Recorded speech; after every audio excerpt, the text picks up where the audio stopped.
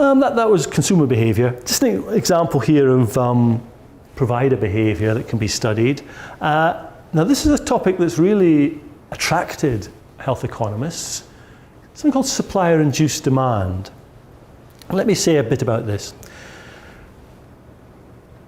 In economics, we're very used to thinking of demand as being based on an individual's preferences, the different value they put on different outcomes, their income, the relative prices of different goods, and these sorts of factors. And so we very much think of the individual as the demander. But in areas such as healthcare, while the individual does demand healthcare, that demand is frequently at least mediated through the doctor.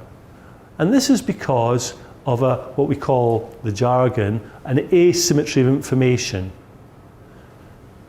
Doctors have a lot of knowledge about how the body works, how it will respond to different treatments, what symptoms might be suggestive of what conditions. Patients have some knowledge, but much less knowledge about how their body works, about what opportunities there are for different treatments, what the prospects are of responding to different treatments. And so consequently, in the healthcare sector, we frequently, as patients, essentially give the decision-making over to the doctor. There'll still be dialogue, usually, one hopes, and discussion, but we stop being the demander, and at the very least it's a joint decision, shall we say, at the very least. And this has given rise to the possibility of supplier-induced demand, the doctor being the supplier. And so it might be that sometimes the demand for healthcare is not coming essentially from the patient, but is coming from the doctor. And so for a formal definition of supplier-induced demand, it's demand in excess of what would be chosen if the patient had the same information available as the doctor, but the patient still has their own preferences. So if the patient has the information, all that technical information and experience, it's not just information, if the patient has that knowledge that the doctor has, what would they demand? And if the demand is greater than that, if what the doctor's choosing for the patient is greater than that, that would be described as supplier-induced demand. And so this is possibly arising because in healthcare we have this asymmetry of information. Doctors are more knowledgeable than the patients. And to help us with our decisions, we go to the doctor, he or she then helps us. But one consequence might be that some of the decisions the doctor makes are influenced they aren't the decisions we would have made, they're decisions they are making. Now, this isn't restricted to healthcare. There's many situations of potential information asymmetry. Think of, have we anybody has a motor vehicle? Probably the wrong age segment of the population to have motor vehicles. But if you have a car or a motorbike, how knowledgeable are you about how that engine works?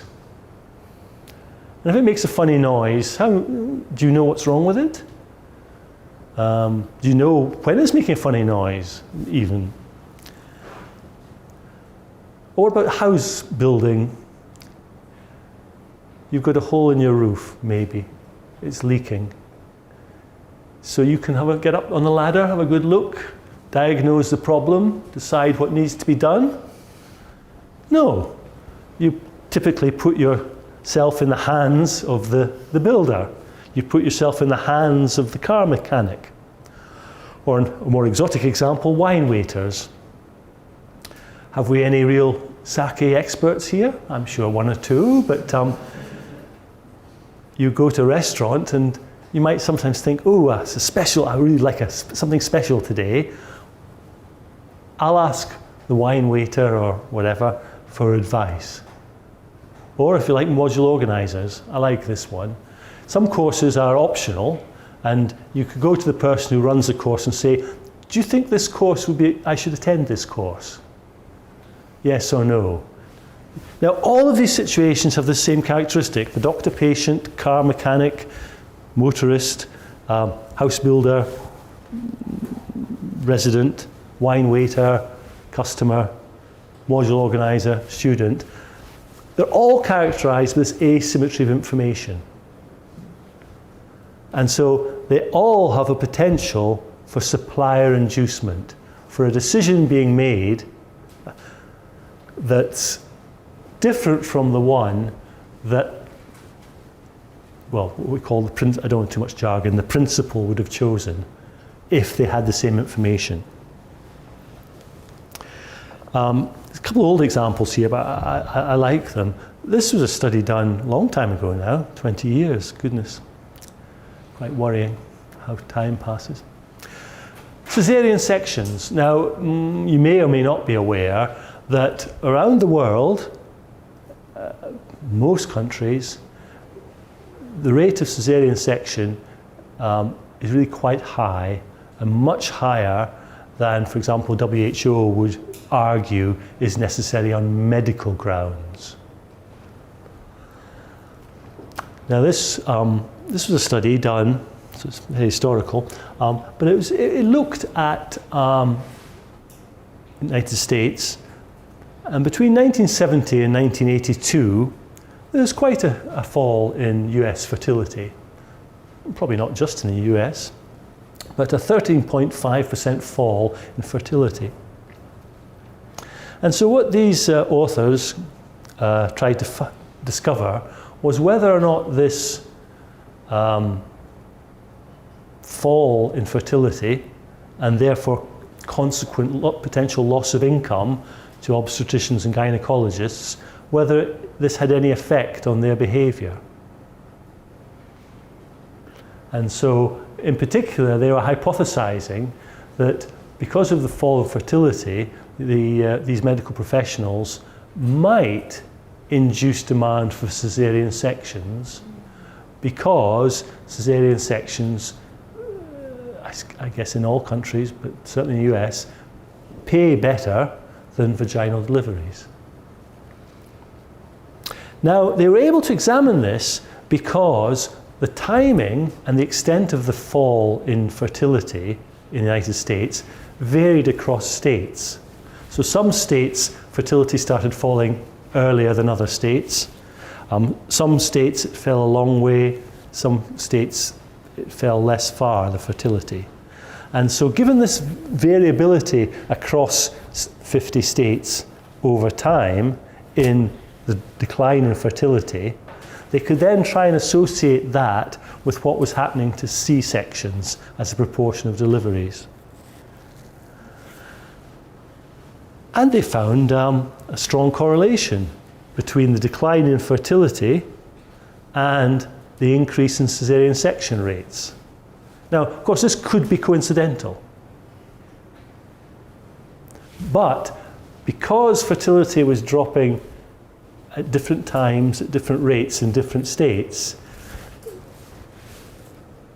if there's another explanation, this was also having a differential effect, starting at different times, going at different states, speeds in different states. So there's a suspicion that it's not just chance. And the quantitative relationship is not vast, but a 10% drop in fertility was associated with a 0.6% increase in caesarean sections. Another example, this is again in the US, thoracic surgery. Now, there's a big federal healthcare program, Medicare, which is for the elderly. I think currently still defined as over 65s, although whether that's due for a reconsideration, I don't know. But Medicare is a federal, essentially, insurance program to cover the costs of a lot of the care of the elderly. And from time to time, they change the fees that they're willing to pay. And at one point, there was a reform of Medicare fees, which would have led to a 26% drop in the income of thoracic surgeons if they'd continued doing the same volume of activity. So there was the existing fee structure, it was changed. If these surgeons continued to behave in exactly the same way, their income would have dropped 26%. And what they observed was an increase in activity by thoracic surgeons, which allowed them to recoup or get back 70% of the lost income.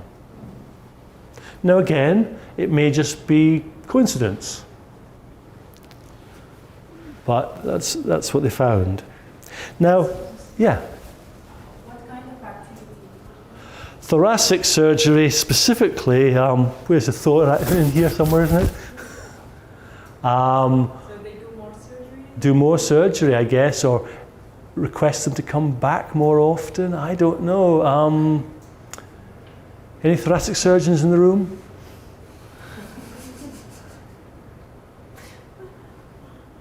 Yes. Well, that's the implication. The implication is that prior to the change in fees, they were doing particular procedures at a particular rate. After the change in fees, they were doing more procedures. Now, there may be other explanations.